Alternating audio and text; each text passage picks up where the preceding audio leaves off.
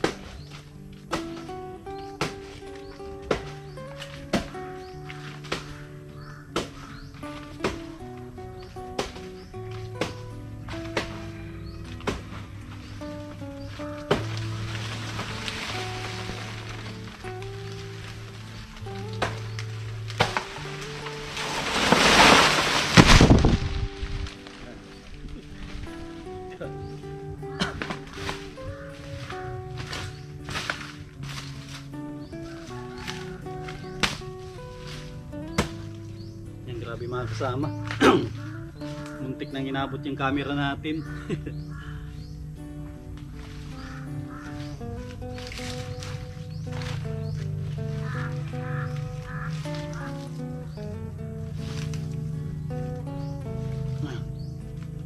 Ito po oh. Grabe oh. Sino yung mga kasama oh. Meron na naman po tayong pahihinugin para mailaga po tayo.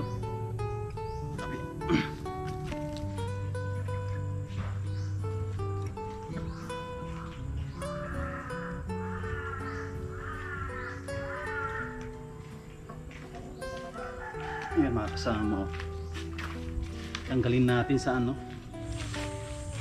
sayang naputol yung mga iba.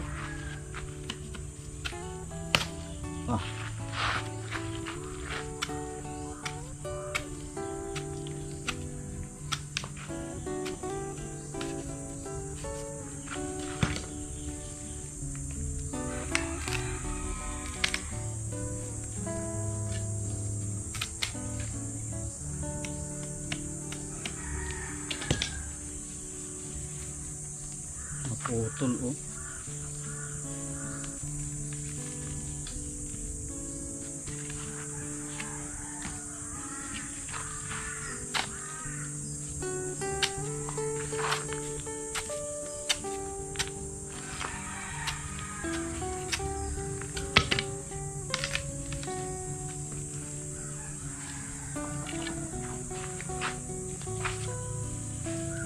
Bahayan na rin ng ano, daga oh.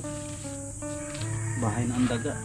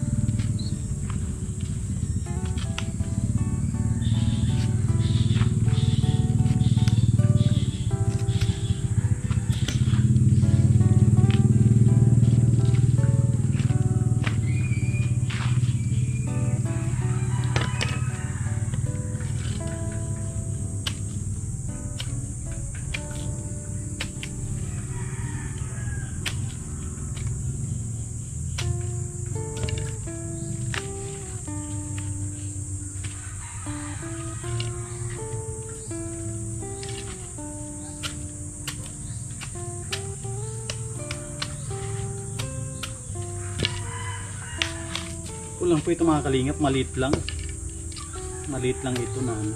Hindi tulad ng mga nauna. Ilang piraso lang ito, 3, 6, siyam lang po. Yan, siyam lang.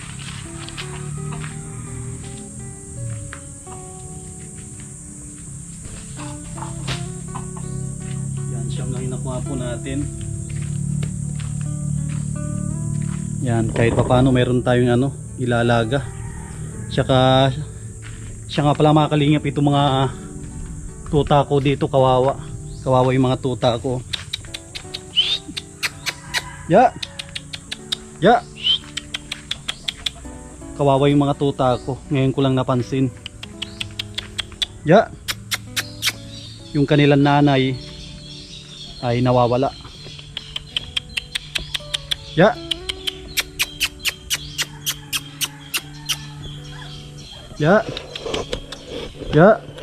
Yan po oh. Yan, dito sila nakatira. Kawawa to mga kalingap po. Yung kanilang nanay ay nawawala. Pangalawang araw na po na nawawala yung kanilang nanay. Yan oh. Sobrang kawawa po ito, walang nagpapadidi. Yan. Hindi ko po alam kung sinong kumuha ng kanilang nanay. Yan, baka pinagtripan siguro, kinatay. Yan. Ginawa nilang pulutan. Hindi naman naawa yung ano, yung kumuha. Kanilang nanay. Ito pa yung isa oh. Kawawa yung mga tuta natin. Suportahan ko na lang ng pagkain. Yan oh. 5 pa naman yan. Yan oh, 5 yan na tuta oh. Kawawa. Yung kanilang nanay pinulutan. Pangalawang araw na po na hindi bumabalik. Grabe, sobrang bait ng aso ko na yun, si Queenie. Yan o. Suportahan ko na lang ng pagkain mga to. Yan o. Grabe. Hindi man lang naawa yung kumuha. Siguro pinukpok yun. Pinukpok siya. Tapos ginawang pulutan. Grabe. Dito kayo. Dito kayo, yan o. Kawawa sila. Kain kayo dyan. Saan yung isa? Ayan, kumpleto na po sila, 5 oh. Grabe, sobrang kawawa yung mga aso na ito.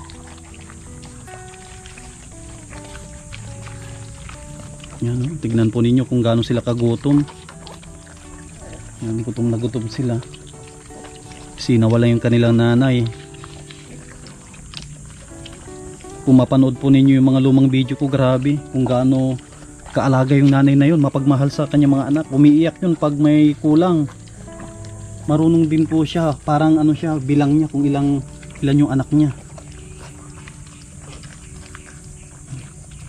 Kasi normal lang naman po sa aso na maggala. Maghahanap po yan ng makakain. Kahit pinapakain po natin kung ano-ano yung kanyang dadamputin.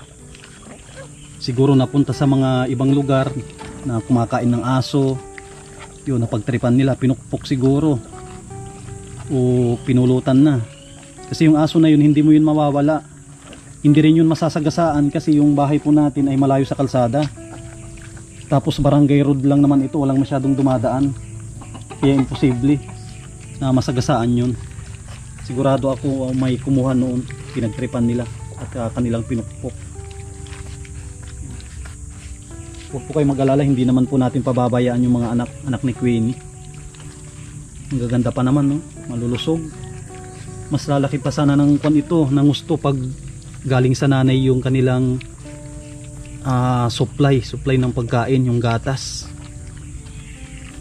Ngayon mapapaaga silang makakain ng kanin. Mapipilitan silang kumain kasi siyempre gusto nila rin na mabuhay.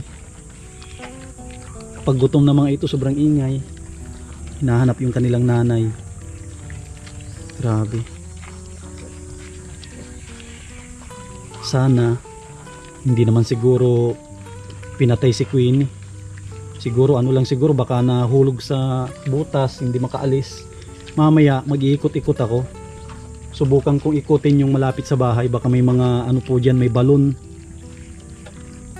Baka nahulog siya. Hindi naman mamamatay agad yung aso. Kahit ilang araw. Huwag lang sa tubig. Baka malunod siya. Yan, sige, kain lang kayo diyan. Magpakabusog kayo.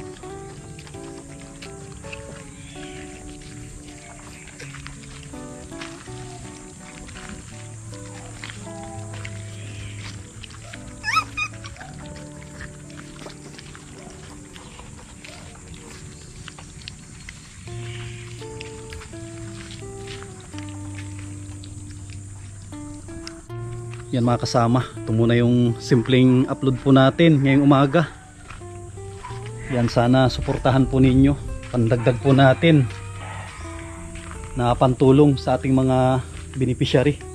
Yan, maraming salamat po. Yan, ito yung mga alaga natin, oh. Padadamihin po natin yan. Yan, maraming salamat sa mga minamahal po natin ng mga viewers, mga sponsors, mga minamahal po natin ng mga OFW. Yan, maraming salamat. At shoutout kay Ate Nelly, kay Ate Quincy, kay Ate Arlene Unil, kay Ate Nancy Lim, kay Ate Lorna Magday, kay Lina Barbosi. Yan, shoutout po sa inyo. Kay Kuya Rolly and Ate Marilyn. Yan, shoutout po sa inyo. Kay Mami Maria and Kuya Trophy. Yan, shoutout po sa inyo dyan. Yan, mag-iingat po kayo lagi. Yan, sa mga kababayan po natin ng mga OFW, maraming salamat po sa inyong walang sawa na suporta. Yan, mag-ingat po kayo lagi at mabuhay po tayong lahat. God bless.